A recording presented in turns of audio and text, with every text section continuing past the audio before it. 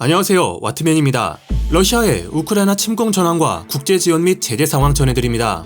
키이우에서 간첩 혐의로 몇몇 시민들이 체포됐습니다. 우크라이나 보안군은 SNS를 통해 첩보 활동 및 선동, 교란 작전을 하던 러시아 협력자들의 근거지를 제압했습니다. 개전 초부터 시민들 사이에 숨어든 친러 정보원들이 수차례 포착됐는데요. 미콜라이우에서도 간첩이 2명 잡혔습니다. 대부분의 경우 전시 간첩 행위는 제네바 협정의 보호를 받지 못합니다. 우크라이나 시민이 군인들에게 음식을 나눠주는 모습입니다. 시민들은 전사자 호송 차량에 지날 때 무릎을 꿇고 애도를 표하고 있습니다. 곳곳에서 무릎을 꿇고 기도하는 모습도 볼 수 있어 이들의 애타는 마음이 전해지는 듯합니다. 러시아군은 화물 200이라는 은어로 전사자를 부르며 이송하고 있습니다. 고향의 가족에게 작별도 못하고 끌려와 사망한 러시아군 장병들입니다. 전 영상에서 말씀드린 대로 폴리시아 전선에서 우크라이나군이 반격에 나서 이르핀과 부차, 호스토멜 지역을 수복한 상황입니다. 이날 드니프로강 서쪽에서 러시아군은 물러난 채로 특별한 움직임이 없었습니다. 러시아군은 보급과 급유를 서두르며 후방을 확보하는 데 집중하는 것으로 보입니다. 지난주 키이우 총공세를 준비한다는 의견이 많았는데 사기 저하와 보급 문제로 인해 더 이상 작전 수행이 불가능한 것 아닌가 하는 의구심도 제기됩니다. 우크라이나 정찰대 드론은 브로바리 인근에서 참호를 파는 러시아군을 포착했습니다.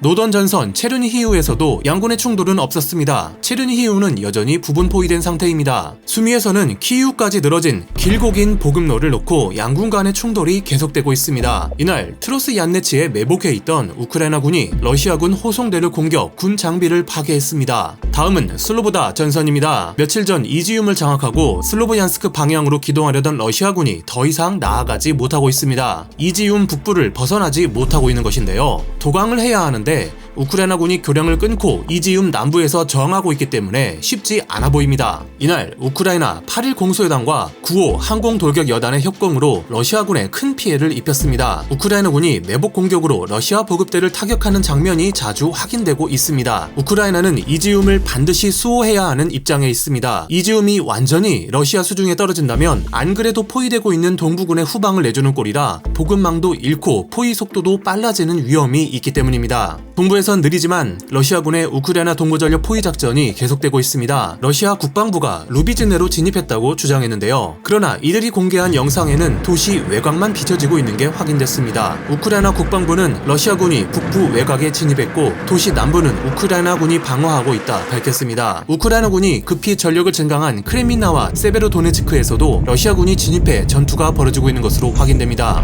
다음은 프라이아조비아 전선인데 마리우폴에서 매일같이 시가전이 벌어지며 심각한 상황입니다. 우크라이나군이 차단작전 마련에 고심하고 있다는 정보가 있었으나 대통령실 보좌관 아리스토비치는 마리우폴에서 가장 가까운 우크라이나 군부대는 볼로바카 북쪽 100km 지점 벨리카 노보실카에 있으며 다른 부대는 120km 떨어진 홀리아폴, 150km 떨어진 오레초프에 있어 지상군 지원이 매우 어렵다고 밝혔습니다. 마리우폴 포위를 풀기 위한 항공지원 시도 또한 모두 실패했고 이 지역에서 러시아의 제공권 우위를 극복할 방법이 없다고 합니다. 러시아군은 현재 마리우폴을 집중 공략하고 있으며 이곳을 해결하면 본격적으로 우크라이나 동부전선을 와해시키는데 돌입할 것으로 보입니다. 이전에 전해드린 대로 우크라이나군은 연료, 탄약 등 물자가 부족해 철수는 어렵고 전투원들은 결사 항전할 태세입니다. 만약 돈바스가 러시아 수중에 떨어지게 되면 영토의 완전 무결한 회복을 주장하는 젤렌스키 대통령이 푸틴과 협상하는데 난점이 커질 것으로 보입니다.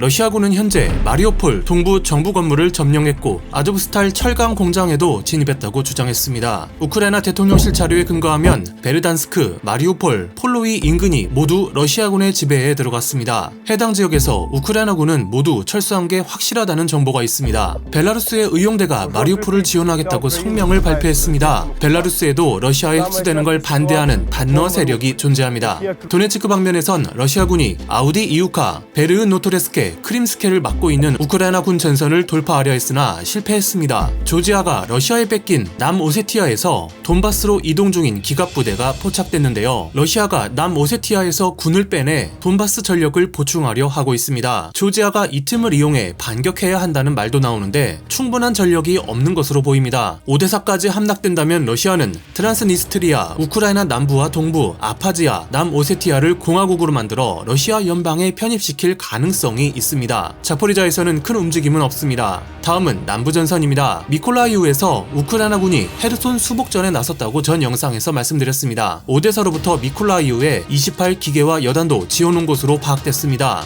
우크라이나군은 M14 도로를 따라 포사드포르브스케를 수복했습니다. 러시아의 반격에 있어 러시아 순항미사일이 7구 항공돌격 여단 막사에 떨어졌습니다. 적어도 40명의 병력이 사망한 것으로 추정됩니다. 우크라이나가 헤르손을 되찾는다면 미콜라이우와 오데사에 대한 러시아의 압박을 줄이고 드네프르강을 통한 동부군 보급선을 지킬 수 있습니다. 러시아군은 저항이 거센 미콜라이우보다 크리프이 리를 목표로 할 것이라는 의견이 있습니다.